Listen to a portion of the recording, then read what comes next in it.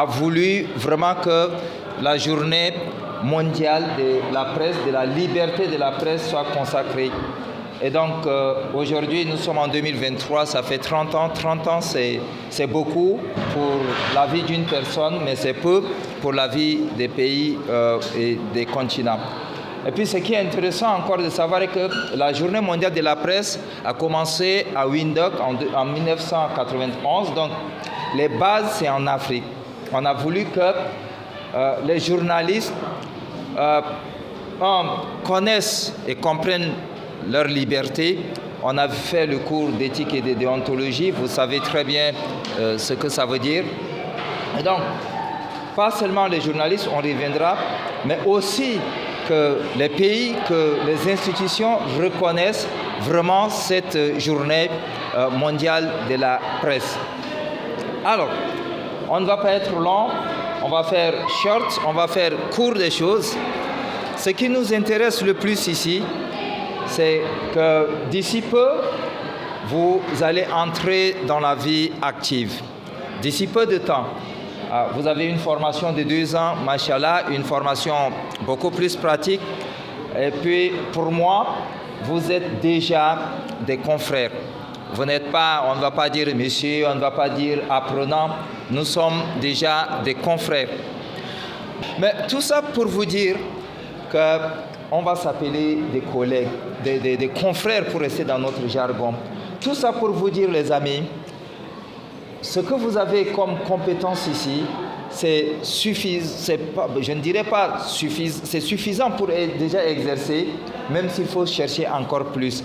Pour vous dire que vous allez sortir d'ici peu de temps, votre promotion va sortir, et à partir de maintenant, vous le faites déjà, mais vous devrez vous considérer, et vous vous considérez déjà, mais je veux que vous vous considérez davantage comme des journalistes professionnels. Ne vous prenez pas dans votre état d'esprit comme étant des apprenants. À la fois, tout le monde est apprenant jusqu'à la fin. Il y a un sage qui nous a dit que nous devons apprendre du berceau jusqu'au tombeau. Et l'autre dit, mon peuple périt par manque de connaissances. Donc nous allons toujours apprendre. Mais dans cet apprentissage, nous devons nous comporter comme des professionnels et de façon rigoureuse. C'est pour ça que par rapport à cette journée mondiale de la liberté de presse, je m'en veux nous proposer 2 choses. La première, on va parler de la journée en tant que telle, mais la deuxième, on va parler de notre responsabilité. La journée mondiale de la liberté de presse, c'est 2 choses. La première, c'est pour nous rappeler, nous journalistes, nos libertés. Nous avons des libertés. Et nous les avons évoquées lors du cours qu'on a eu à faire ensemble, et pas seulement du cours d'éthique et déontologie, mais nous avons tout le temps qu'on a passé ensemble et avec d'autres profs, vous avez parlé de la responsabilité, vous avez parlé de la liberté.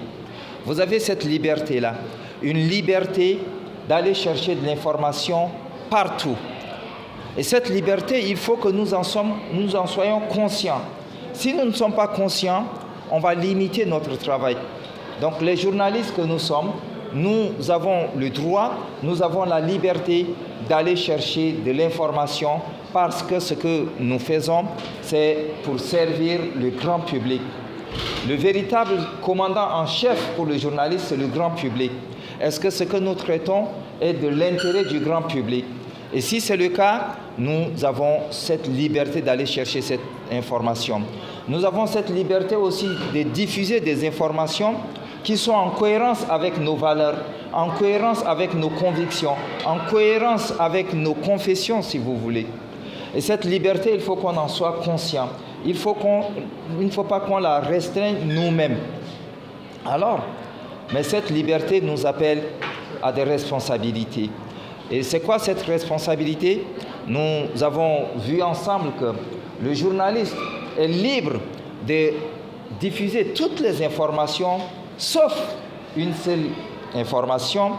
Et vous savez que c'est quoi déjà?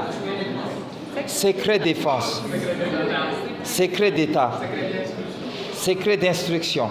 Et je suis content que vous ayez ça encore en tête et c'est ça qui est important. Je vous le disais la dernière fois et je vous ai répété à plusieurs reprises, votre capacité de compréhension 1000 fois plus importante que notre capacité de mémorisation. Que votre capacité de mémorisation et vous avez bien compris. Donc vous avez compris, c'est mieux que mémoriser. Donc secret défense, secret d'État, secret d'instruction. Ça, nous n'avons pas la liberté. Nous n'avons pas la liberté de diffuser des informations classées secret défense et nous l'avons dit.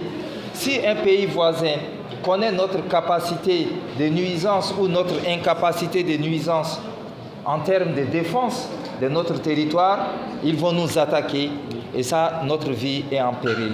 C'est pour ça qu'aucun pays au monde, aucune nation au monde, aucun pays divulgue vraiment ce qui concerne ces secrets de défense. Et là, ça appelle à notre grande responsabilité, nous journalistes, peu importe l'intérêt que nous avons personnellement ou pour notre média, nous n'avons pas cette liberté-là. Nous n'avons pas cette liberté de mettre en danger notre pays. Nous n'avons pas cette liberté de mettre en danger notre nation. Nous n'avons pas cette liberté de mettre en danger nos populations. Nous devons être au service de cette population. Et pour être au service de la population, nous devons plutôt, comment dirais-je, protéger cette population, être en connivence, en complicité avec l'armée ou avec les forces de défense pour cette protection. Cela veut dire quoi? Cela veut dire que pour aucun intérêt, nous n'avons droit de divulguer ces informations. Je vous le dis parce que vous êtes encore très jeune. Et puis, on en avait échangé. On prend le cas, par exemple, de Pape Aléan. L'exemple de Pape Aléan est un cas d'école, est un exemple d'école. Pourquoi? Parce que, disons-nous les choses clairement, Pape Aléan, au fond de lui, je connais comment il sait qu'il est dans le tort. Il sait, et après j'arriverai sur notre responsabilité. Il sait qu'il est dans le tort parce que, peu importe l'intérêt, qu'il ait obtenu l'information ou pas, Pape Aléan n'a pas le droit de braquer, de divulguer les informations secrètes défense. Qu'il soit contre le régime, qu'il soit contre qui que ce soit, il n'a pas le droit. Mais pourquoi je dis que c'est un cas d'école? Parce que Pape Aléan aujourd'hui peut être Pape Aléan nous demain. Peu importe l'intérêt qu'on aura, nous n'avons pas le droit de divulguer des informations secrètes défense, secrets d'État, secrets d'instruction. Là, on l'a répété à plusieurs reprises. C'est ça notre responsabilité. Une liberté sans responsabilité, c'est très dangereux. Et nous avons entre les mains ce que hier on appelait le quatrième pouvoir. Aujourd'hui, le journalisme, c'est le deuxième pouvoir. Le premier pouvoir, c'est le pouvoir financier, c'est lui qui a l'argent. Il crée des médias. Et donc, le deuxième pouvoir, le pouvoir médiatique. Le pouvoir politique viendra après, judiciaire viendra après, tout ce qui viendra après. Vous avez entre les mains un couteau à double tranchant. Et pour ceux qui ne comprennent pas Wolof, on appelle ça Paka Nyari Bor.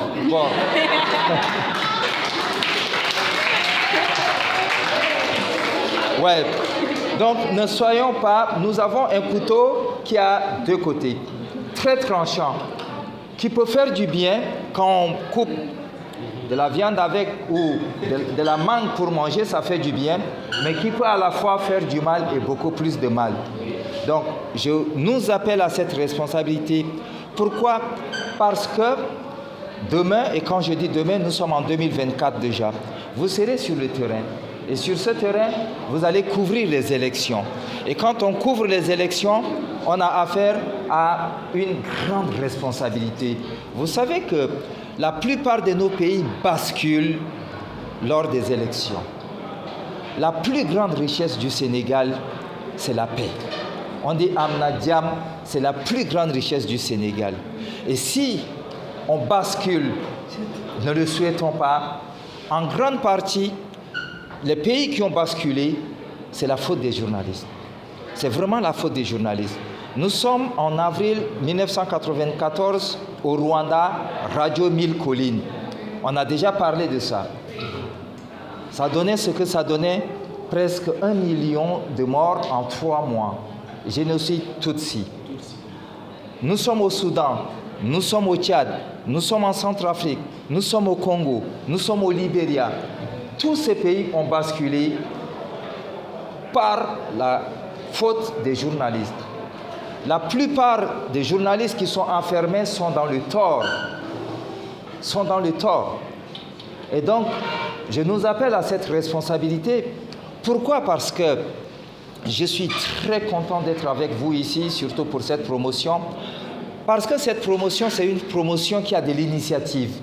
C'est une promotion qui, j'ai vu des web TV, ça c'est très très bien. Vous diffusez des contenus. Et les contenus que vous diffusez, il y a des gens qui regardent. Ça, c'est une très grande responsabilité. Ne vous dites pas seulement que je suis encore apprenant en 2e année et je diffuse des contenus. Ce que vous diffusez, c'est une très grande responsabilité parce que les gens suivent ça, les gens écoutent ça et les gens prennent des décisions en fonction de ça. Notre mission, éduquer, informer, divertir. Et l'éducation est la fonction la plus importante, la mission la plus importante de ces 3 missions-là. Et comment éduquer la population? Donc ce que vous diffusez, il faut que ce soit en très grande responsabilité. Et la plus grande responsabilité, c'est les faits sont sacrés, les commentaires sont libres. Ne soyez pas dans les commentaires, soyez dans les faits. Publiez les faits uniquement que les faits qui sont dans l'intérêt du grand public. La deuxième chose, vous allez travailler pour des médias. Et ces médias vont vous amener, pour une raison ou une autre, pour une question de ligne éditoriale ou une autre, vous demander de faire des choses qui ne sont pas en adéquation, en cohérence avec les valeurs que défend le journalisme, les valeurs que défend votre métier. Et pour ça, la déontologie vous propose, nous avons appris ça. La déontologie dit que si un chef d'entreprise, de presse, vous oblige, vous impose, veut que vous diffusiez, que vous fassiez quelque chose qui n'est pas en adéquation avec l'intérêt du public, vous avez plein droit de dire non et vous êtes protégé pour cela. On n'entre pas dans les détails, vous connaissez la procédure, on a déjà expliqué ça à plusieurs reprises. Donc, votre responsabilité, c'est d'avoir de l'audace. L'audace de dire non quand il faut dire non. L'audace de dire non quand l'intérêt du public pour lequel vous travaillez est engagé. L'audace de dire non quand vous trouvez que les valeurs que vous défendez est engagée. L'audace de dire non quand vous trouvez que la religion que vous défendez est engagée. Nous, les journalistes, si on prend les chrétiens, les catholiques, leur livre de référence, c'est la Bible. Les musulmans, leur livre de référence, c'est le Coran. Et les journalistes, leur livre de référence, c'est l'éthique et la déontologie. On doit se référer à ça. Je nous invite encore à reprendre le cours, à lire pour voir qu'est-ce qui est permis, qu'est-ce qui n'est pas permis. Mais je vous demande beaucoup plus d'audace, beaucoup plus de courage pour dire non quand il le faut, parce que vous devez servir ce métier. Et celui qui sert bien ce métier, il fait ce que celui qui est en haut nous demande et il sera récompensé aussi pour cela. Parce qu'au dernier jour, il nous demandera, ce métier qu'il nous a donné, qu'est-ce qu'on en a fait? Est-ce qu'on s'en est servi pour détruire l'homme? Parce que quand on détruit une seule personne, on détruit toute l'humanité, y compris nous-mêmes. Quand on fait du bien à une seule personne, on le fait pour toute l'humanité, y compris pour nous-mêmes. Le journalisme est un outil. Ce métier est un outil pour exprimer ce que nous devons faire en fonction de nos valeurs, en fonction de nos convictions, mais en fonction de ce qu'il nous demande. C'est tout ce que je vous demande. Ouais.